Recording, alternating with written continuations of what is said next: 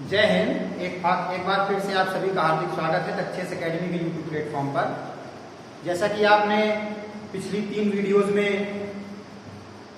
Pronoun की कुछ errors, voice के कुछ कॉन्सेप्ट्स और उनकी एरर्स, उनसे बनने वाले क्वेश्चंस, तीसरे में आपने सिंटैक्स, सब्जेक्ट वर्ब एग्रीमेंट क्या होता है, उनसे कैसे क्वेश्चन बन सकते हैं, उसमें हमने आपको कई कॉन्सेप्ट भी बताने का प्रयास किया। आपको प्रॉपर स्क्रीनशॉट लेने का टाइम भी दिया, आपने आपसे कहा भी लिख भी लीजिए। मोस्ट इंपॉर्टेंट जो रूल्स हो सकते थे उसमें वो सारे कवर करने की कोशिश की। बच्चों के ऑफलाइन कमेंट आए, लाइव चैट में भी बच्चों ने कहा कि phrasal words, preposition, antonym, synonyms, one word start करिए।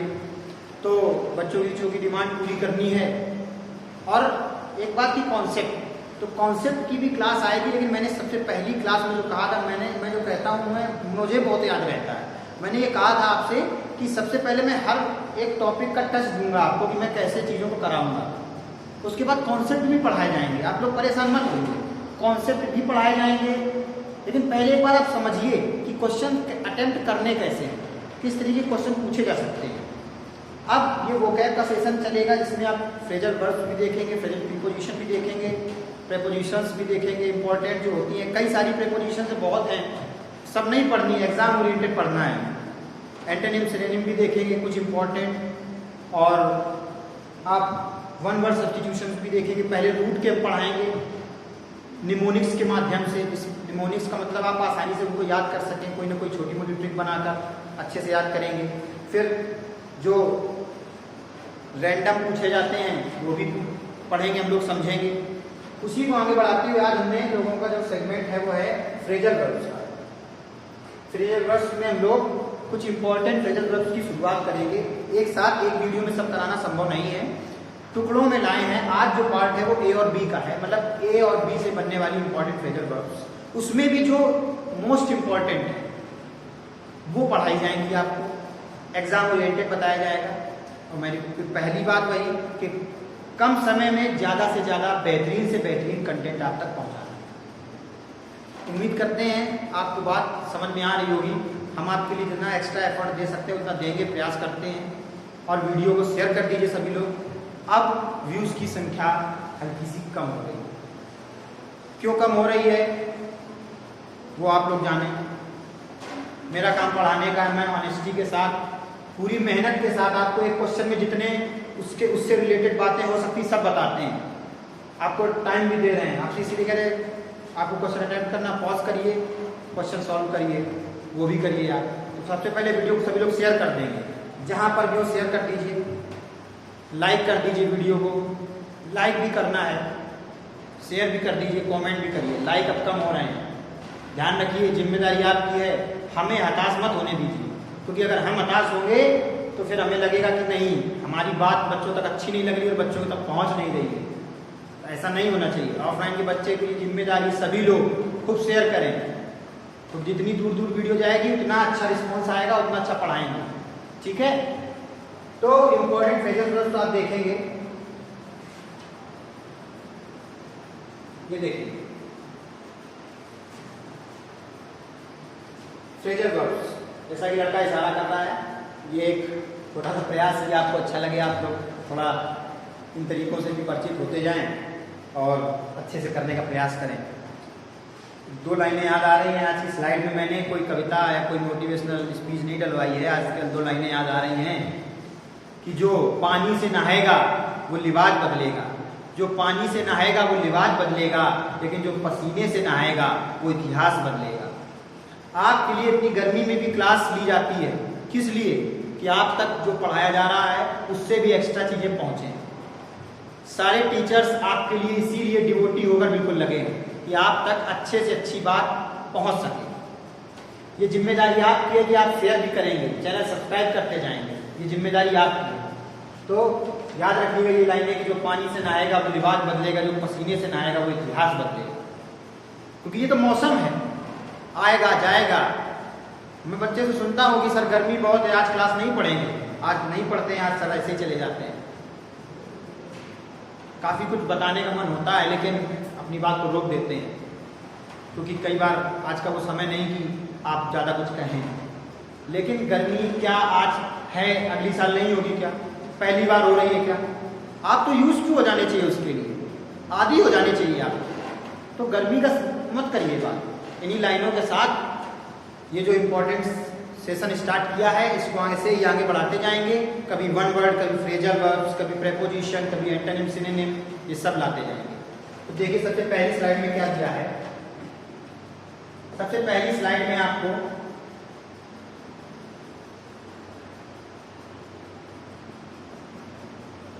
एक्ट एक वर्ब है और एक्ट से बनने वाली फ्रेजल वर्ब्स आपको दी गई।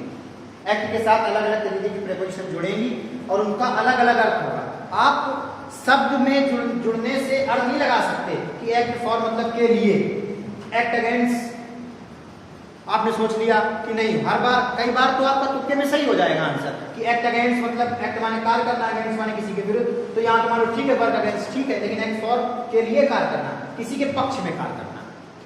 बातें बदलेंगी तो आपको रटना नहीं, पहली बार आपको समझना है, दिमाग लगाना है, इनको अच्छे से पढ़ना पड़ेगा। आप तुक्का नहीं मार सकते कि इसमें ये शब्द लगा है, जैसे लुक आफ्टर, तो आपने बोला लुक माने देखना, आफ्टर माने पीछे पीछे देखना, नहीं ना।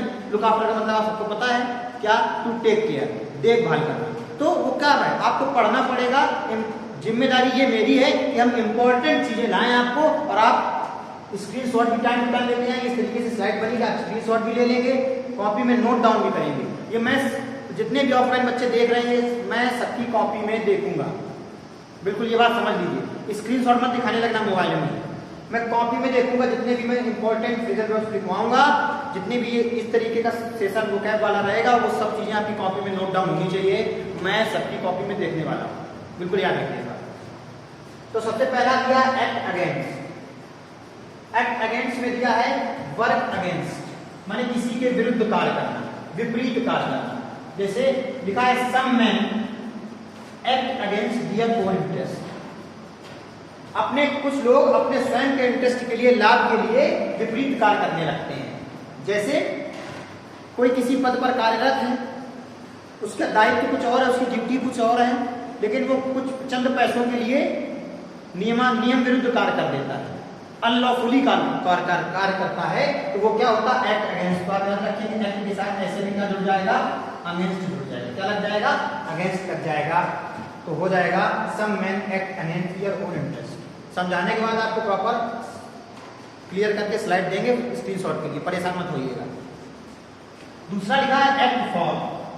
एक्ट फॉर, एक्ट फॉर लिखा इन द इंटरेस्ट ऑफ, माने किसी के पक्ष में कार्य करना, किसी के पक्ष में कार्य करना। इसका मतलब क्या है? जैसे एक प्लीडर, प्लीडर माने होगा अधिवक्ता। मीनिंग भी सीखते चलेंगे।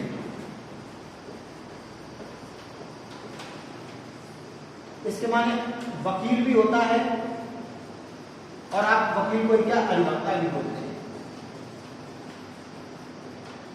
याद करते चलेंगे। तो वो क्या करता है? एक pleader acts for his clients, अपने जो उसका क्लाइंट होता है उसी के पक्ष में तो कार्य करता है कि नहीं करता है। किसी ने मर्डर किया हो, उसका भी वकील होता है कि नहीं होता, तो वो उसको बचाने के लिए प्रयास करता है कि नहीं करता, तो वो उसके लिए कार्य करेगा कि नहीं करेगा, उसी के पक्ष में सारी बातें बोलेगा कि नहीं बोलेगा जज के सामने। तो यानी वो क्या हो गया? Act for. अभी तक आपने क्या सीखा? एक्ट अगेंस्ट, विपरीत कार्य करना, कि अपने पर्सनल इंटरेस्ट के लिए आप कुछ भी गलत काम करते हैं, विपरीत कार्य करना। एक्ट फॉर सीखा आपने, किसी के पक्ष में कार्य करना, जैसे अधिवक्ता अपने जो क्लाइंट होता है उसका, भले वो आरोपी हो लेकिन फिर भी वो उसको बचाने के लिए प्रयास करता है। ऐसे कई केस आपने पढ़े भी होंगे पॉलिटी में। अब देखिए, आप सभी लोग इसका स्क्रीनशॉट ले लेंगे, पहले स्क्रीनशॉट ले लीजिए, उम्मीद करते हैं स्क्रीनशॉट ले लिया होगा। नेक्स्ट स्लाइड देखिए। नेक्स्ट स्लाइड में दिया है एक्ट ऑन। एक्ट ऑन, अब ऑन आने पर अब कह दो एक्ट ऑन किसी के ऊपर, ऐसे नहीं बनाना ना, मैंने पहले ही कह दिया आपको, लुक आफ्टर से मैंने समझा दिया, ठीक बात। एक्ट ऑन माने होता फॉलो करना, किसी को कहे अनुसार कार्य करना, किसी के कहे अनुसार कार्य करना। जैसे आई शैल एक्ट ऑन योर एडवाइस, मैं तुम्हारी सलाह के अनुसार क्या करूंगा? कार्य करूंगा। तो एक्ट ऑन का मतलब क्या होता है? किसी के कहे अनुसार कार्य करना, किसी का अनुसरण करना, किसी को फॉलो करना, कि वो ऐसे कार्य कर रहे हैं तो मैं भी ऐसे ही कार्य करूंगा। वो क्या होता है? एक्ट ऑन होगा, याद रखिएगा। अगला दिया है एक्ट अंडर, माने वर्क अंडर समवन, इसको तो समझ भी सकते हैं। एक्ट अंडर मतलब किसी के अंडर में काम करना, लिखा गया किसी के अधीन कार्य करना। हिंदी इंग्लिश में इसीलिए डलवाया, बच्चों का डिमांड रहता है, बच्चों ये बोलते हैं कि सर इंग्लिश में केवल नहीं समझ में आता तो हिंदी में याद रखिएगा। अब वैसे भी आप सबको मैंने चीजें बताई हैं, वन वर्ड सब्स्टिट्यूशन में अनेक शब्दों का लिए एक शब्द उसका मतलब होता है, तो वो एक शब्द आपको इंग्लिश में याद रखना बिल्कुल विद मीनिंग, विद स्पेलिंग। जो उसकी भाषा है वो आप केवल हिंदी में भी याद रख सकते हैं, क्योंकि भाषा बदल जाती है पेपर में, वो लैंग्वेज बदल सकता है, लेकिन आपको कॉन्सेप्ट आपका क्लियर होना चाहिए। सेम उसी प्रकार से एक्ट अंडर मतलब होता है वर्क अंडर समवन। जैसे मैंने कह दिया he is acting under the orders of his officer, कि वो अपने ऑफिसर्स के अकॉर्डिंग क्या करता है, अपने ऑफिसर के अकॉर्डिंग उसके अधीन कार्य करता है। ऑफिसर ने जो काम उसको दिया वो क्या कर रहा है, उसी के अधीन कार्य कर रहा है। उसकी जवाबदेही अधिकारी उसकी रिपोर्ट कौन चेक करेगा, जैसे लेखपाल, वर्तमान में लेखपाल का पेपर, लेखपाल का कि कार्यों की जांच कौन करेगा, कानून वो करेगा कि नहीं करेगा, रेवेन्यू इंस्पेक्टर करेगा। सेम उसी प्रकार से समझ सकते हैं किसी के अधीन कार्य करना। ऑफिसर होते हैं, डिफेंस के बच्चे समझ रहे होंगे, एयरमैन आप बनेंगे, आपके ऑफिसर्स होंगे। आप किसी भी विभाग में जाएंगे, आपसे ऑफिसर्स होंगे, आपके बड़े ऑफिसर्स होंगे, वो आपके काम पर जांच करेंगे। तो वो क्या हो गया, एक्ट अंडर हो गया, किसी का अधिकार करना, he is acting under the orders of his officer. तो ऐसे में क्या लगेगा, एक्ट के बाद अंडर। ये मत सोचिएगा एक्ट का एक्टिंग कैसे हो गया, आईएनजी फॉर्म लग गई, ठीक है ना। एक्ट ऑन, कई बार उसकी फॉर्म भी बदल जाएगी, भाई वर्ब की फॉर्म भी तो बदल सकती है ना। जैसे ब्रेक होता है, ब्रेक, तो ब्रेक का ब्रोक भी तो होगा कि नहीं होगा। जैसे एक्ट है, तो याद रखिएगा इन सब चीजों को। अब देखिए, अब सभी लोग स्क्रीनशॉट ले लेंगे, कॉपी में भी नोट कर लेना है। स्क्रीनशॉट के लिए इसलिए लेना है कि बाद में आप अपनी कॉपी में नोट कर सकें, तुरंत ना नोट कर पाए, बाद में नोट भी करना है आपको। मैं कॉपी सबकी देखूंगा। स्क्रीनशॉट सबने ले लिया होगा। अब देखते हैं नेक्स्ट हमारा क्या है, to bear. To bear, bear से आपको काफी कुछ याद आ रहा है, बियर से आपको कई शब्द याद आ रहे हैं। बियर माने सहना, धारण करना भी होता है। एक बियर और होता है, भालू वाला बियर होता है, एक बियर और होता है। आपको सहने या धारण करने वाली बात याद रखनी है यहाँ पर। तो पहला ही दिया है बियर विल। अब बियर विल मतलब किसी के साथ सहना। देखो आप तो क्या लिखा है, ऐसा तो नहीं लिखा है, लिखा क्या है, टॉलरेट, माने किसी को सहन करना। अब आप उसको टॉलरेट कर रहे हैं, आदमी नहीं कहते भैया अब हम आई कांट टॉलरेट मोर, मैं और टॉलरेट नहीं कर पाऊंगा, बहुत टॉलरेट कर लिया आपने। आदमी से टॉर्चर कर इतना कर रहे हो तो टॉलरेट हम नहीं कर पाएंगे तुम्हें, तो टॉलरेट करना। तो मतलब लिखा ही है, no teacher can bear with an insolent student, को दंड वाला, आज्ञा न मानने वाला बालक, उद्दंड बालक, बदतमीज बालक, ठीक है ना, इंसोलेंट चाइल्ड। तो वही लिखा है। तो इस केस में क्या लगेगा, बियर के साथ विद लगेगा। No teacher can bear with an insolent student. उम्मीद करते हैं आपको समझ में आ गया होगा। अगला दिया बियर अप। बियर अप का मतलब होता है to deal with a very bad, very sad और difficult situation in a brave and determined way. सीधा सीधा समझ लीजिए, बियर अप लिखा है तो आप हिम्मत बनाए रखिए। क्या रखना है आपको, बियर अप, सहना है। अप माने ऐसे कर लो ऊपर, आपको बिल्कुल अपने आप का डिटर्मिनेशन रखना है। कोई भी bad situation, sad situation, difficult situation आपके सामने है, उसका आपको मजबूती से सामना करना है। कहा नहीं जाता, क्या हार में क्या जीत में, किंचित नहीं भयभीत में, हार नहीं मानूंगा, रार नहीं ठानूंगा, काल के कपाल पर लिखता मिटाता हूं। वो लाइनें याद कर लीजिए, ये छोटी छोटी लाइनें याद रखनी है। तो बियर अप का मतलब क्या होता है, आपको धैर्य बनाए रखना है। कैसी भी परिस्थितियां आए, बाधाएं आती हैं, आए घिरे प्रलय की घोर घटाएं। लिखा है, a strong man would beer up against all odds.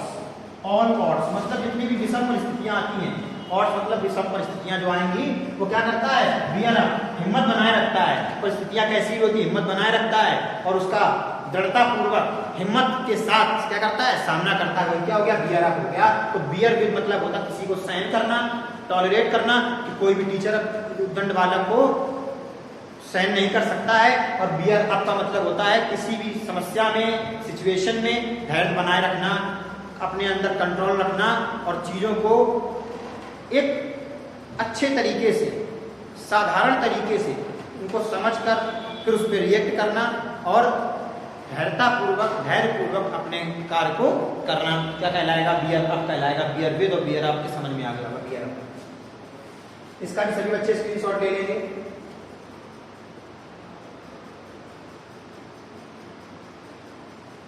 उम्मीद करते हैं स्क्रीनशॉट ले लिया होगा। नेक्स्ट देखते हैं, नेक्स्ट स्लाइड में क्या है, बियर आउट। क्या है, बियर आउट। बियर आउट का मतलब लिखा है कंफर्म। अब ऐसे लिखा तो बियर माने साइन आउट माने बाहर, बोले साइन बाहर साइन, ऐसा तो नहीं होगा ना। तो बियर आउट का मतलब कंफर्म और to show that someone is right और दैट समथिंग इज ट्रू, कि कोई सही है या कुछ कोई चीज भी क्या है सत्य है, मतलब उसको क्या करना है, सिद्ध करने की कोशिश कर रहा है। तो बियर आउट कर रहा है, जैसे कह दिया this evidence does not bear out the charge, ये जो एविडेंस है वो क्या नहीं कर पाएगा, वो इस चार्ज को क्या नहीं कर पाएगा, सिद्ध नहीं कर सकता है। सीधी सी बात निकल कर आई कि बियर आउट करना, आप कोई चीज सिद्ध करने जा रहे हैं, जैसे जज के सामने आपको कुछ सिद्ध करना, तो आपके एविडेंस कैसे होने चाहिए, ऐसे एविडेंस होने चाहिए जो उस केस से रिलेवेंट हो, उस केस से रिलेटेड हो। कुछ भी आपको नहीं वहां पे लाके गवाह और सबूत दिखा देंगे, उससे रेलिवेंट चीजें जोड़नी है आपको। तो यानी बियर आउट मतलब क्या हो गया, कोई चीज को सिद्ध करना, जैसे this evidence does not bear out the charge. ठीक बात। अब आपसे देखो पेपर में आएगा तो कैसे करेंगे, एक ऑप्शन आउट होगा, एक ऑप्शन अप होगा, एक ऑप्शन विद होगा, एक ऑप्शन होगा नन ऑफ दीज। तो कह दीजिए कैसे करेंगे। अब आप अप लगाओ, विद लगाओ, क्या बियर विद का कोई केस बन रहा है, यहाँ साइन करने के एविडेंस में कोई साइन करने की बात करेगा, साइन नहीं कर सकता। क्या बियर अप लग सकता है, धैर्यतापूर्वक सामना करना किसी के चार्ज का, आरोप का, इस आरोप को नहीं सिद्ध कर पाएगा, ऐसा तो नहीं। तो क्या हो गया, बियर आउट माने सिद्ध करना। क्लियर होगी बात, कैसे करेंगे। बाकी जब इसकी एक्सरसाइज होगी तो आप क्वेश्चन को ऐसे ही टैकल करेंगे, जब ऐसे क्वेश्चन करवाएंगे तो आप देखिएगा कैसे करना। पहले आप इंपॉर्टेंट काम किया, आप इनको लिखेंगे एक जगह, याद करेंगे, ये जिम्मेदारी आपकी, क्योंकि टीचर से 10 गुना ज्यादा मेहनत आपको करनी पड़ती है। ये बात याद रखिए, सिलेक्शन तभी मिलता है। सभी लोग अब इसका स्क्रीनशॉट ले लेंगे। अब देखिए नेक्स्ट जो हमारा है वो टू ब्रेक, ठीक, टू ब्रेक, इसको देखते हैं। इसमें कई सारी इंपॉर्टेंट होती है, लेकिन हमने प्रयास किया है, 3 इधर है आपकी और टोटल आपकी 8 ब्रेक की हमने लाने की कोशिश की है। इसमें इंपॉर्टेंट लाए हैं जो ज्यादा इंपॉर्टेंट हैं और बार बार पूछी जा रही है। जैसे पहला दिया ब्रेक इनटू, इन और इनटू में फर्क यही होता है, आप बताइए इन और इनटू में क्या फर्क है। इसका जो अंदर में का निकलता है, के अंदर का निकलता है, जब किसी चीज के आप सराउंडिंग में जा रहे हैं, अंदर जा रहे हैं, इसका भी वही अर्थ होता है। तो फिर अंतर क्या है, ये जब स्थिर होगा तब प्रयोग करते हैं, ये जैसे गतिमान होगा। तभी याद रखिएगा एंटर के बाद कभी भी इनटू का प्रयोग नहीं करते हैं, कि एंटर का मतलब होता है प्रवेश करना। अगर आप प्रवेश कर रहे हैं तो किसी के अंदर तो जा रहे हैं। अब आप रूम में एंटर कर रहे हैं, ऑफिस में एंटर करें तो आप प्रवेश कर, गति है कि नहीं है, तो इसलिए इनटू इसके साथ नहीं लगाते हैं।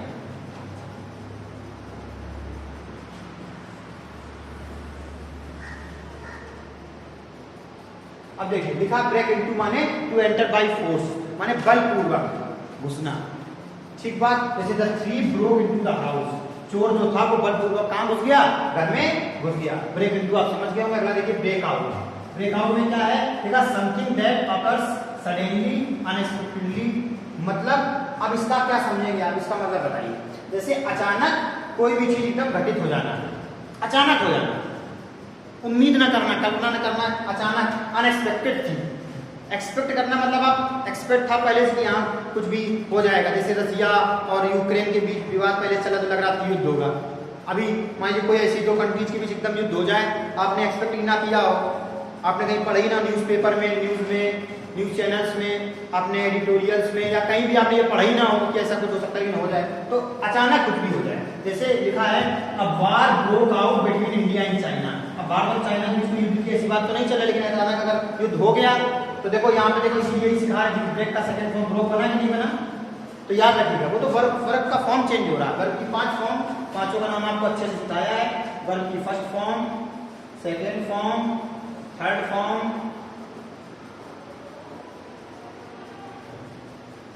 V1, V2, V3, V4, V5। V1 का नाम प्रेजेंट फॉर्म,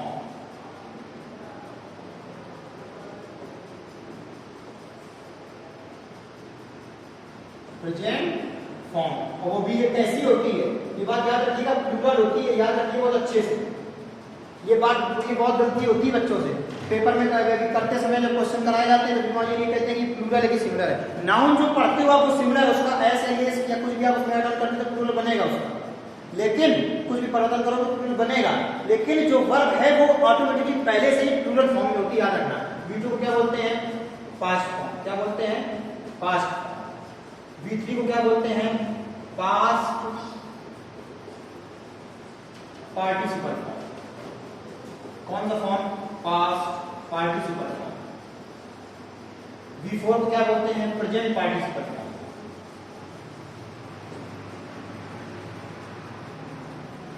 पार्टिसिपल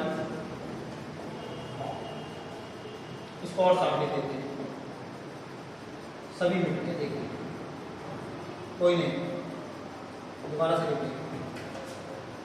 V1 क्या कहलाएगा, प्रेजेंट फॉर्म, वो भी कैसा होगा, plural. V2 past form. V3 past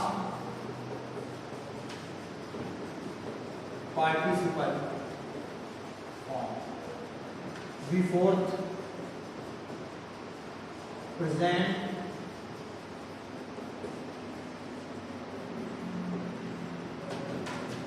participle form. इसको आप लोग अपनी भाषा में ING फॉर्म भी बोलते हैं, याद रखना, ठीक बात। और V5 का नाम क्या होता है, ये भी होता है कौन सा फॉर्म, प्रेजेंट फॉर्म।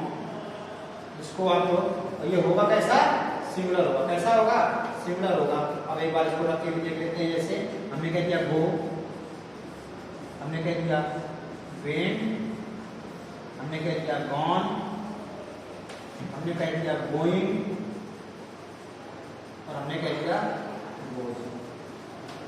तो आप देखिए ये वर्ब का फर्स्ट फॉर्म हो गया गो, वेंट आपका सेकंड फॉर्म हो गया, गॉन आपका थर्ड फॉर्म हो गया, गोइंग आपका फोर्थ फॉर्म हो गया, और गोज आपका फिफ्थ फॉर्म हो गया। जो है तो प्रेजेंट, लेकिन कैसा है, सिंगुलर है। तभी तो आप सीता के साथ गोज लगाते हो और दे के साथ वो लगाते हैं कि नहीं लगाते हैं, ठीक बात, क्योंकि प्लूरल के साथ प्लूरल नंबर की वर्ब आएगा, ठीक बात। तो ये याद रखिएगा। स्क्रीनशॉट चाहिए तो इसका ले सकते हैं आप, इसका भी ले सकते हैं, इसका भी ले सकते हैं, इसके ये नाम याद रखिएगा। अब देखिए ब्रेक इनटू समझ में आ गया, ब्रोक आउट समझ में आ गया कि अचानक एक बार इंडिया और चाइना के बीच क्या हो गया, युद्ध छिड़ गया। तो अचानक कोई अनएक्सपेक्टेड चीज हो जाना, सॉरी, अब लग गया ब्रेकअप। अब ब्रेकअप से आपको तुरंत याद आ रहा होगा, एक सॉन्ग भी था, ब्रेकअप सॉन्ग, ठीक है ना, आप लोगों को तुरंत याद आता है, जो आप लोग बहुत जल्दी क्यूरोसिटी लेवल बहुत अच्छा। एंड और टू बी डिस्पर्स माने स्थगित हो जाना या तितर बितर हो जाना, ठीक है।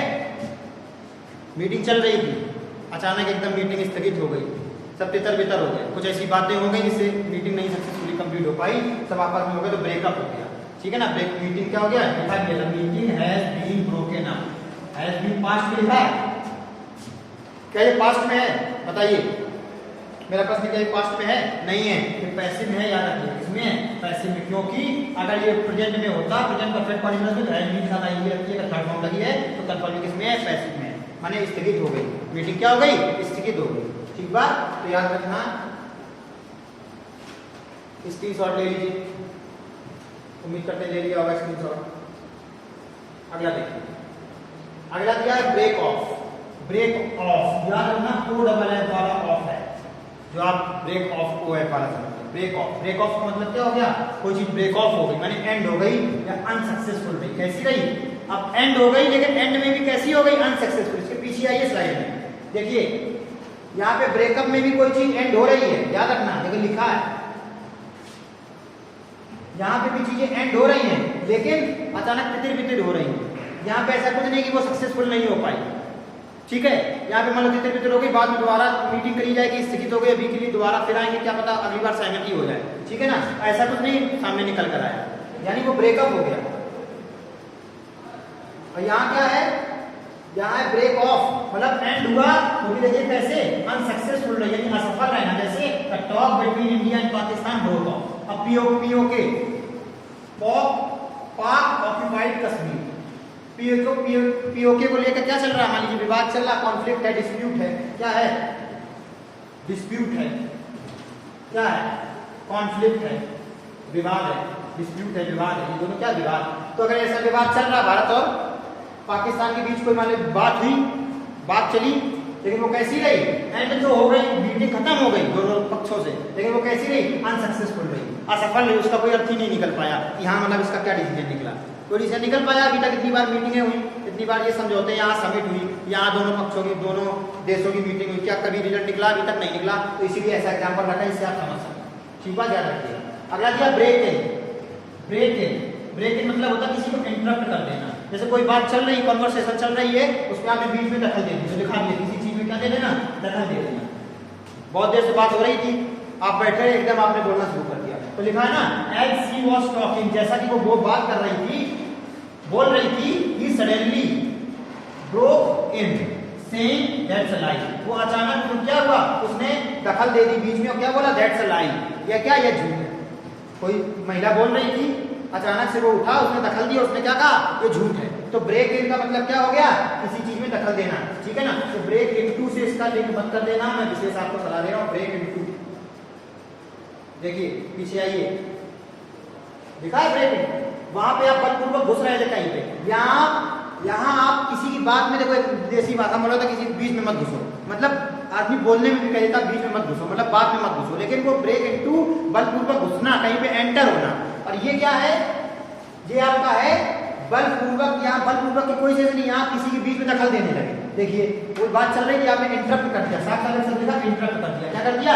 इंटरप्ट कर दिया। उम्मीद करते हैं आपको समझ में आ गया होगा, याद रखिएगा, और थोड़ा थोड़ा ऐसा कुछ बताते भी, इससे आपको याद रहे, ठीक है? और बीच बीच में इनके बीच डिफरेंस भी बताने, जो सेम से, जैसे ब्रेक इन था तो ब्रेक इन से उसको लिंक करके बताने का प्रयास किया। अब आप इसको स्क्रीनशॉट ले लीजिए, शेयर करते रहिए। अगर ये वीडियो जितनी अच्छी जाएगी तो इससे, इसी के जैसे और भी इम्पोर्टेंट, मैं पहले कह देता हूँ, एक शब्द लगा देता हूँ, इम्पोर्टेंट चीजें लाने का प्रयास करूंगा, क्योंकि मटेरियल बहुत ही ऐसे नहीं कि कुछ भी उठा के लाए और कुछ भी छाप दिया, कुछ भी दिखाना शुरू कर दिया, आपको ये दिखाना शुरू कर दिया, पढ़ाना शुरू कर दिया।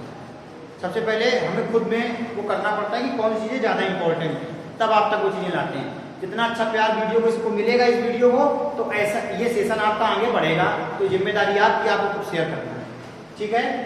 अब देखिए नेक्स्ट स्लाइड में क्या है। नेक्स्ट स्लाइड में है ब्रेक विद। ब्रेक विद क्या लिखा है? To cease to be a friend with, माने क्या कर देना? संबंध तोड़ देना। जैसे आई ब्रोक विद हिम, मैंने उससे संबंध तोड़ लिया। When I found him insincere, जब मैंने उसे कैसा पाया? इनसिंसियर पाया, कि उसके अंदर सिंसियरिटी नाम की कोई चीज है ही नहीं, तो मैंने उससे अपना संबंध तोड़ लिया, मैंने उससे अपनी मित्रता खत्म कर ली। तो देखो आप ब्रेक विद, ऐसा लगता है विद का मतलब साथ, तो यहाँ विद का मतलब साथ में लगता है किसी के साथ आप हो, लेकिन मैंने कहा ना फ्रेजल वर्ब्स जो देखने में है वो एक्चुअली में होगा नहीं, एक्चुअल से उसका लेना देना नहीं है, याद रखना। तो वो एक्चुअल से उसकी बात बिल्कुल डिफरेंट है। तो ब्रेक विद क्या हो गया? To cease to be a friend with, संबंध तोड़ देना। जैसे मैंने उसे संबंध तोड़ दिया जब मैंने पाया कि वो कैसा है? इनसिंसियर। अब बताइए, अगर आपके यहाँ भरने को आदत क्या है, इनको लगा देंगे, आप यहाँ लगा देंगे, तुमने उसको जब इनसिंसियर पाया, तुमने उसके बीच में बोलना शुरू कर दिया, ऐसा तो नहीं होगा। तुमने बलपूर्वक घुस गए, तुमने उसको इनसिंसियर पाया, नहीं होगा ना ऐसा। तो क्या लगेगा? ब्रेक विद लगेगा। अगर देखो ब्रेक डाउन, ब्रेक डाउन, ये दोनों देखो इंपॉर्टेंट है, इसलिए दोनों आपको लाए। ब्रेक डाउन में याद रखना, एक ब्रेक डाउन होता है कि कार ब्रेक डाउन हो गई, मतलब मैकेनिकल फेलियर हो गया, तकनीकी खराबी हो गई, जैसे did his truck break down or something. अब यहाँ ब्रेक का ब्रोक क्यों नहीं हुआ? क्योंकि देखो यहाँ पे कौन सी वर्ब लगी? डिड लगी है। अगर डिड लगी तो वर्ब की कौन सी फॉर्म लगेगी? फर्स्ट फॉर्म लगेगी, याद है ना सबको? अगर नॉर्मल सिंपल होता तो वर्ब की सेकंड फॉर्म लगती। पास्ट इंडेफिनिट में आप सबको अच्छे से इस बारे में क्या है? जानकारी है। तो देखिए लिखा है ब्रेक डाउन, माने कैसा फेलियर हो गया? मैकेनिकल फेलियर हो गया, तकनीकी खराबी हो गई। Did his truck break down or something. अब बताइए, इसे ट्रक की बात करी जा रही है, अब यहाँ क्या है? ब्रेक विद लग सकता है। आप इससे ट्रक से संबंध तोड़ देंगे क्या? ट्रक में आप फोर्सफुली घुस जाएंगे क्या? ऐसा कोई अर्थ भी नहीं आगे लिखा है। पूछ भी रहा था और कोई खराबी हुई है, तकनीकी खराबी है, या और कोई और कुछ हो गया है, क्या और कुछ हुआ है? तकनीकी खराबी हुई है या और कुछ हो गया? क्या लग गया? Break down. दूसरा ब्रेक डाउन है, उसका अर्थ देखिए क्या है? वो उससे मिलता जुलता बिल्कुल नहीं। यहाँ मैकेनिकल फेल्योर है, यहाँ किसी के को ऐसी तकलीफ हो जाएगी, कोई ऐसी उसके साथ घटना घटित हो जाएगी जिससे वो अपने आप को परेशान हो जाएगा, डिमोरलाइज हो जाएगा। देखिए जैसे ब्रेक डाउन, क्या लिखा है, इमोशनली वीक और शॉक। आ गई बात की नहीं आ गई, माने सदमे में आ जाना। किसमें आ जाना, सदमे में आ जाना, अचानक उसके साथ कोई घटना घट जाना। अच्छा खासी चीजें चल रही थी, अचानक एक बात हो गई, अचानक किसी ने कुछ कह दिया, छोटी सी बात को लेकर विवाद हो गया और उसका कुछ ऐसा हुआ कि लोग एक दूसरे से वो अलग हो गए।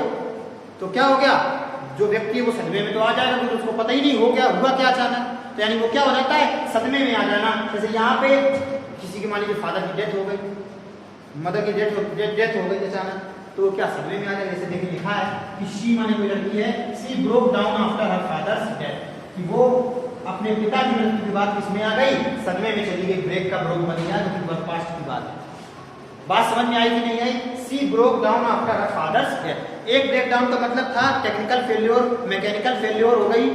दूसरी ब्रेक डाउन का मतलब है कि आपका क्या हो गया, आप किसमें आ गए, सदमे में चले गए। पिता की मृत्यु के बाद वो लड़की किस में चली गई, सदमे में चली गई।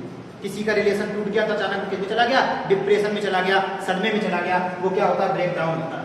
उम्मीद करते हैं आपको समझ में आ गया होगा। इसका भी स्क्रीनशॉट आप ले लीजिए। सबसे इंपॉर्टेंट बात, सबकी कॉपी में लिखा होना चाहिए, मैं कॉपी चेक करूंगा। और वीडियो को खुद शेयर करना। ये सेशन मैंने आज इसीलिए लाया हूं कि अगर इसमें जितने अच्छे व्यूज आएंगे, जितनी अच्छे लाइक कमेंट आप करेंगे, जितनी अच्छी ये वीडियो ग्रो करेगी, उसी तभी आगे ये फॉरवर्ड की जाएंगी चीजें और अच्छा तभी लाएंगे। तभी अभी हमने आपको अपना वन वर्ड नहीं दिखाया निमोनिक्स के माध्यम से, कैसे कैसे छोटी छोटी बातों से याद करेंगे हम लोग। क्योंकि पेपर में आपके पास 4 ऑप्शन होते हैं। अगर आपने कोई चीज याद करी है और उसका हल्का सा भी हिंट आपको याद आ जाएगा ना, आपका सिक्स्थ सेंस काम करता है उस समय आपका सबकॉन्शियस माइंड होता है, वो काम करता है और आप आंसर निकाल लेते हैं, क्योंकि आपके पास 4 ऑप्शन होते हैं। तो स्क्रीनशॉट ले लीजिए, सब लोग कॉपी में नोट कर लेंगे और वीडियो को शेयर भी करते जाएंगे। आज हम लोगों ने ये सब चीजें देखी। आज की वीडियो यहीं तक रखते हैं। उम्मीद करते हैं ये जो इंपॉर्टेंट फ्रेजल वर्ब्स लाएं ये आप लोग पढ़ लेंगे, अच्छे से याद कर लेंगे, इनके एग्जांपल्स भी देख लेंगे। जब इनकी एक्सरसाइज होगी तो इनकी एक्सरसाइज करेंगे हम लोग सब लोग साथ में। हम आपको टाइम दिया करेंगे, आप करा करेंगे और डिस्कस भी करेंगे हम लोग अच्छे से। ठीक है, वीडियो को देखने के सभी का धन्यवाद।